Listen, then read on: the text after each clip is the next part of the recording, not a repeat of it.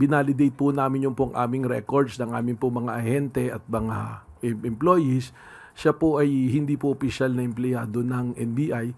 Ngunit nung akin pong nagkaroon na po ako ng sariling investigasyon, lumalabas po na siya ay parang volunteer kasama po ng mga ahente po. No?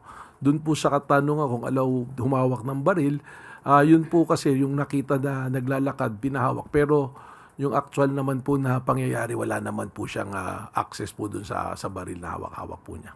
So, sir, sorry, panghuli na lang. So, kasama po siya nung mga NBI as a agents na driver po. nag-assist sa GSIS? As a driver po ng grupo po, yun po yung report sa akin ng mga NBI. But officially, he is not a member or employee po ng National Bureau of Investigation. Kasi po sa mga operation po namin, just to educate po ang ating pong publiko, lahat po, pag operations po kasi, meron po talaga mga tinatawag na force multipliers, yung mga volunteer po.